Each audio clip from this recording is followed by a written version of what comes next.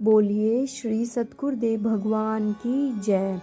सच्चे दरबार की जय। आशुपिता भगवान की जय। गुरु प्यारे साधकों, हम पिछले कुछ समय से साध्वी बहनों के जो बड़े बड़े मंचों पर आसीन होती हैं, उनके अनुभवों को श्रवण कर रहे हैं कि किस प्रकार गुरु महाराज जी की कृपा से उनके जीवन में चेंज आया, किस प्रकार गुरु महाराज जी ने उनके जीवन को तुच्छ से उच्च बना दिया। आज उसी श्रृंखला का एक और अनुभव हम श्रवण करने जा रहे हैं, और यह जो अनुभव है यह साध्वी विशंभरा भारती जी का है, जो कि श्रीमद् भागवत कथा वाचिका हैं। वह बताती हैं कि दीपक की क्या बिसात है, कि दीपक की क्या ही बिसात होती है अगर उसके पास तेल और बाती ना हो। इसी तरह वह अपने अनुभव में क्या बताती हैं, उसको हम श्रवण करते हैं और उससे सीख लें, जो हमारे जीवन में एक नया उजाला लेकर आए, एक नया मोड़ हमारे जीवन में दे और हमारी गुरु महाराज जी के प्रति श्रद्धा बढ़े, विश्वास बढ़े। तो चलिए सुनते हैं दीदी जी का अनुभव।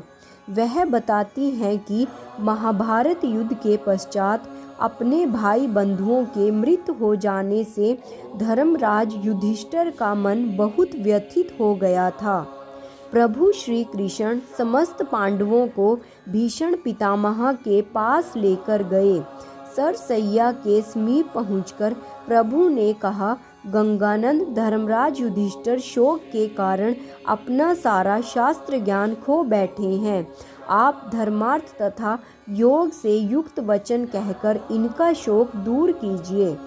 यहाँ प्रभु की लीला तो देखिए, जो युद्ध भूमि में मोहग्रस्त अर्जुन का मोह दूर कर सकते थे, अहंकार में भटक रहे जनों को ज्ञान का उजाला दे सकते थे, गांवों की अनपढ़ गोपियों को विशुद्ध प्रेम तत्व की ज्ञात्री बना सकते थे। क्या वे जगत गुरु भगवान श्री कृष्ण युधिष्ठिर को शोक मुक्त नहीं कर सकते थे?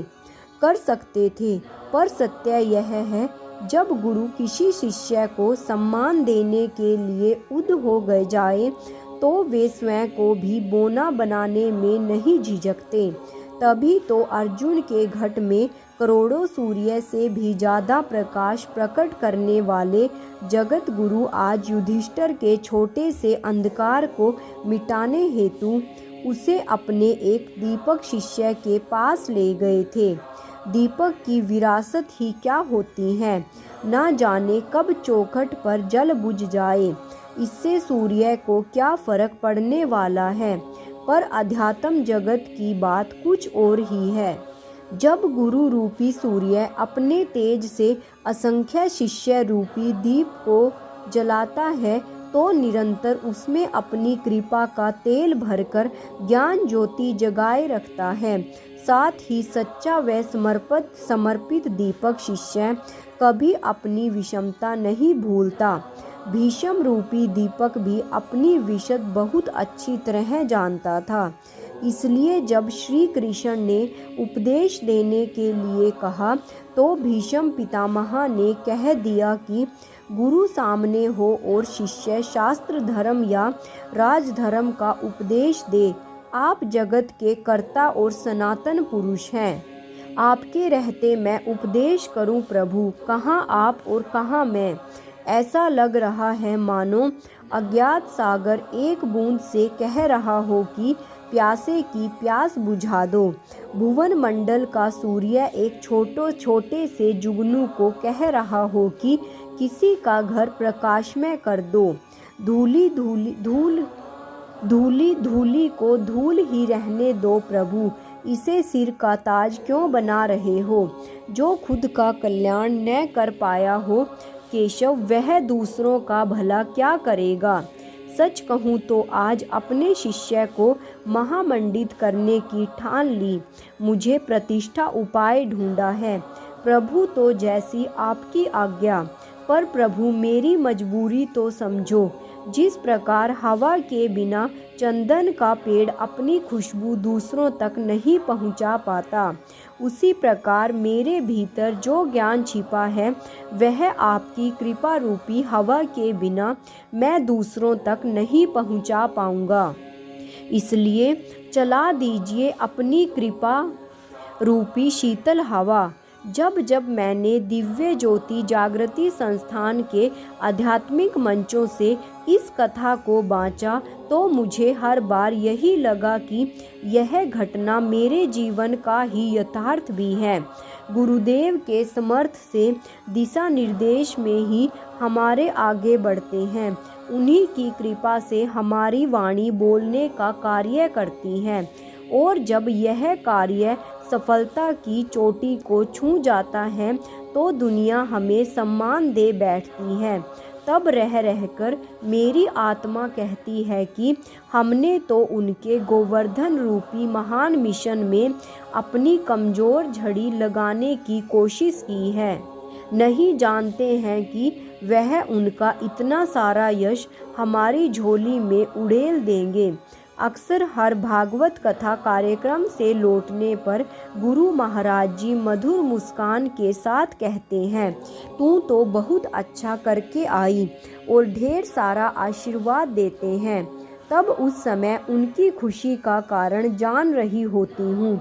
जब एक किसान फसल उगाता है तब उसकी सुरक्षा के लिए मचान डाल देता है, अपनी नींद, अपना परिश्रम, अपना समय सब कुछ लगाता है। जब फसल परिपक्व किसान की होती है, असली बीज कहाँ किसान ही लगाता है और पूर्ण गुरु ही अपने शिष्य का साथ हर समय देते हैं। गुरु प्यारे साधकों, यहाँ पर दीदी ने कितना अच्छा हम सबको समझाया है कि जिस प्रकार एक फसल पककर तैयार होती है, लेकिन उसको परिपक्व बनाने के लिए कौन मेहनत करता है? उसको परिपक्व बनाने के लिए किसान मेहनत करता है। वह अपना उसमें पूरा परिश्रम सब कुछ उसको बनाने के लिए झोंक देता है। इसी तरह गुरु होता है।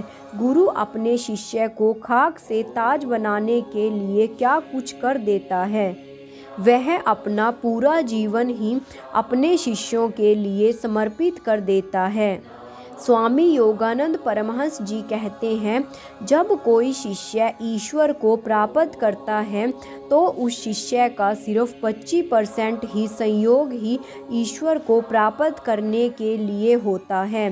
बाकी का 25% उसके गुरु का सहयोग होता है और 50% पर ईश्वर का सहयोग होता है। अगर हम ध्यान साधना करते हैं और अगर हमें कुछ अनुभव होता है तो हमें यह बिल्कुल भी नहीं सोचना चाहिए कि यह हमारी सामर्थ्य है। यह हमारे गुरु का सामर्थ्य है कि हम वह देख पाते हैं, क्योंकि जितना शिष्य प्रयास करता है उतना ही गुरु प्रयास करता है, और जितना गुरु और शिष्य प्रयास करते हैं उतना ईश्वर प्रयास करता है। बस हमें अपना कार्य सही ढंग से करते रहना चाहिए तो गुरु महाराज जी की कृपा हमारे ऊपर अवश्य होगी, क्योंकि सबके दिल की जानते हैं वह, उन्हें सबका फिक्र है और सबका ख्याल है। इसी तरह गुरु प्यारे साधकों, मैं आप सबसे प्रार्थना करती हूँ कि आप नित्य ध्यान करें, गुरु महाराज जी से जुड़े रहें और उनकी आज्ञा में चलें। आपका जीवन भी गुरु महाराज जी अवश्य बदलेंगे। एक दिन आएगा जब आप लोग भी अपने जीवन में उन्नति तरक्की हासिल कर लेंगे, क्योंकि उनकी दृष्टि सर्वव्यापी है। वह सब कुछ देखते हैं, हर एक शिष्य को देखते हैं और कहीं ना कहीं हम भी उनकी नज़र में हैं। जिस दिन गुरु एक सही वक्त सही टाइम देखेंगे तो वह हमारे जीवन को एक नई दिशा, नया रुख दे देंगे और हम भी कहीं से कहीं पहुंच जाएंगे। गुरु इसी के साथ मैं आज के इस अनुभव को यहीं समाप्त करती हूँ और आशा करती हूँ कि आप नित्य ध्यान करेंगे, गुरु आज्ञा में चलेंगे और अपने जीवन को सफल बनाएंगे। तो बोलिए श्री सतगुरुदेव भगवान की जय, सच्चे दरबार की जय, आशु पिता भगवान की जय। जय श्री राम।